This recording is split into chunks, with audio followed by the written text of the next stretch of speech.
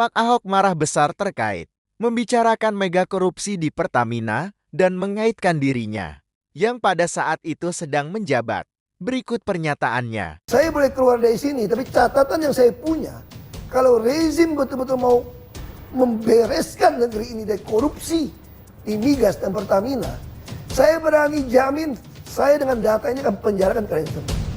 Pak Basuki, terima kasih memberi kesempatan kepada narasi untuk bertanya beberapa hal yang netizen udah banyak nanyain nih. Nungguin Pak Ahok untuk Pak Basuki untuk ngomong. Ya, dengan senang hati. Apa kabar Pak? Sehat kan Pak ya? Baik, suara aja biasa. Ya agak. Baik ngomong. Ini akan banyak ngomong nih Pak.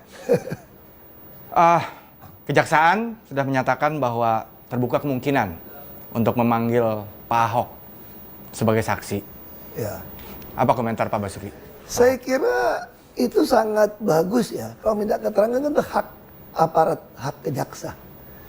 Tapi yang perlu diketahui Pertamina ini ada jenjangnya nih. Ini anak perusahaan Pertamina Pataniaga itu punya dewan komisaris juga. Ada komutnya juga.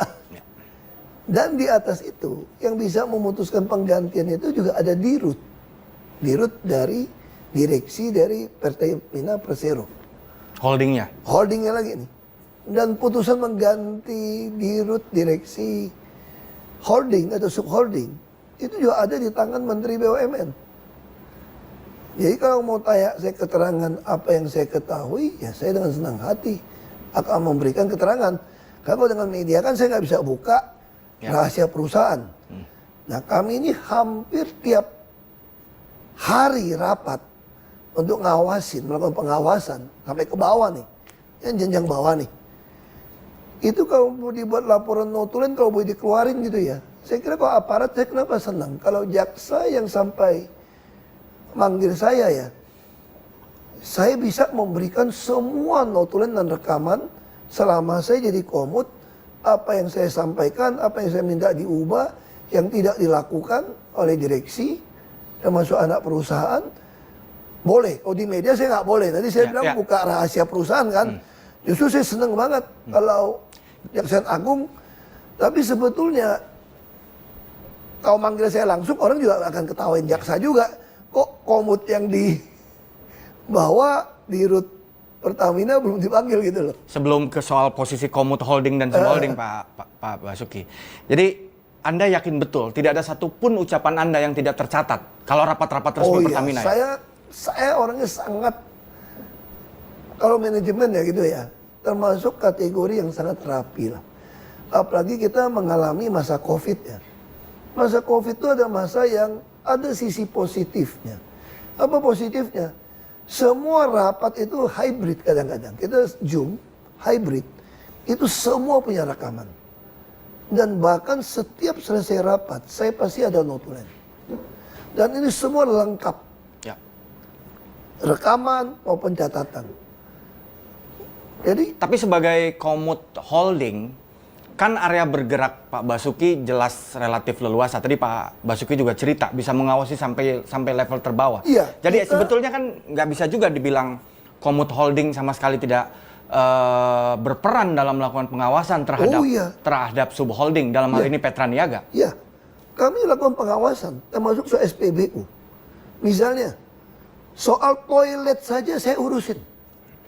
Kenapa toilet SPBU Pertamina kok gitu jelek gitu loh? Ya. Kenapa nggak mau bagus sampai orang mau mampir kayak toko departemen apa yang Alfamart, Indomaret yang kecil-kecil gitu ya, retail itu ya. Orang kan mampir untuk ke toilet gitu loh. Kenapa kita nggak lakukan? Terus apa yang saya bilang? Saya minta semua non tunai pakai kartu My Pertamina hampir tiap minggu saya awasin. Bahkan mereka mulai bocorin. Masih ingat kan ada politisi yang ledekin saya kan? Ini komut apa dirut? Komut rasa dirut katanya. Ya. Saya bilang, saya ditaruh dimanapun, saya merasa saya memiliki perusahaan itu. Saya sampai ledekin, saya bukan komut rasa dirut. Dirut nyaru komut, sialan gue bilang. Ngomong gitu deh. Justru itu Pak Basuki. Imajinasi orang terkait seorang Basuki Cahayapurnama itu kerja sangat detail. Ya. Nah, kasus yang menimpa Petra Niaga ini, itu kan periodenya kira-kira hampir berhimpitan, tidak sama persis dengan periodenya Pak Basuki bertugas. Karena ekspektasi orang yang sangat in detail, tadi Pak Ahok sampai Pak Basuki sampai ngurusin toilet segala rupa. Ini masa nggak pernah dengar nih sama sekali terkait apa yang kemudian meledak 3-4 hari terakhir ini oleh ini kejaksaan. menarik. Saya perlu luruskan. Saya makanya sebenarnya belum mau terima wawancara sebelum ada sidang. Karena saya tidak tahu, saya tidak membaca laporan BAP, penyidikan, saya nggak baca. Tapi saya hanya lihat di media, seolah-olah ada pengoplosan BBM di SPBU. Seolah-olah, ini ledekan ada medsos kita saya baca ya. Pertamax itu adalah Pertalite yang tidak antri. Ya, meme-nya begitu. Sebetulnya saya belum tentu, saya nggak tahu sidang gimana, logikanya. Mobil kita semua yang mewah-mewah itu isi Pertamax. Pertamax Plus. Kalau itu dioplos, mobil saya mogok. Pasti mogok. Mobil-mobil mewah pasti mogok. Karena dirancang dengan yang bagus. Nah, apa yang sering dapat laporan dari 135? Saya awasin laporan 135. Tapi secara teknis saya perlu jelaskan. Mungkin masih banyak orang usia saya masih ingat zaman Pak Faisal Abdul atau apa gitu, di Rut Pertamina dulu. Yang zaman dulu. Itu ada premium. Ketika mobil mewah mulai masuk, itu dia campur jadi super atau apa gitu loh. Bensin super atau apa, saya lupa. Itu gimana caranya? Premium yang ada dikasih aditif. Kasih aditif supaya oktannya naik gitu loh.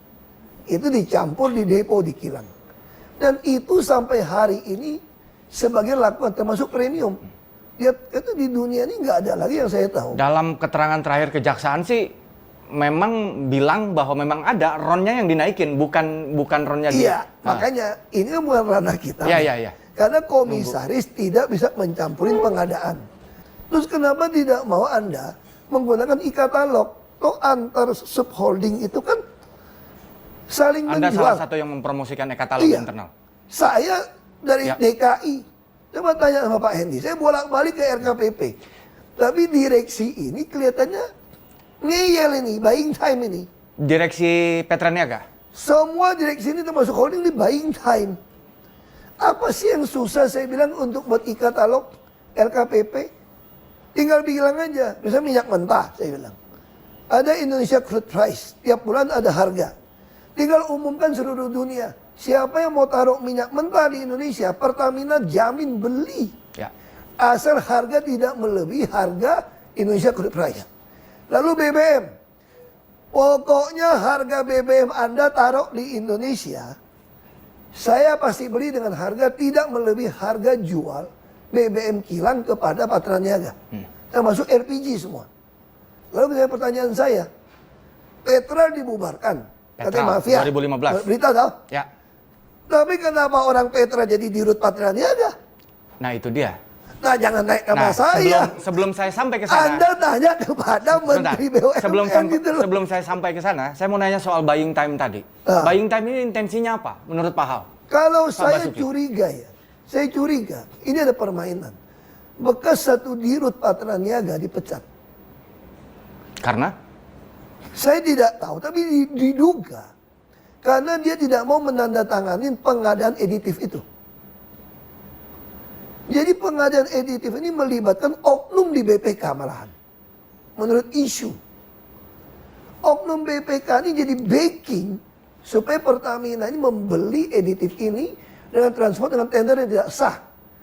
Lalu saya dengar isu itu, saya panggil datang. Ini semua ada rapat dalam acara, berita acara.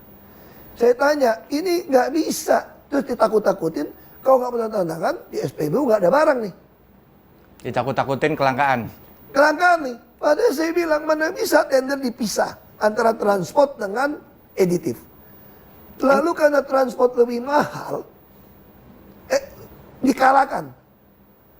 Editif yang lebih murah, kalau nggak salah seperti itu. Lalu saya bilang, dirutnya kalau tanda tangan, kau akan laporin nih. Dirutnya nggak mau tanda tangan Patra Niaga. Lu bisa cari namanya siapa. Bekas orang Telkom, saya nggak usah sebut namanya. MK lah, singkatannya lah. Jangan lupa komen dan subscribe Ale News agar untuk terus memberikan berita-berita yang terpercaya.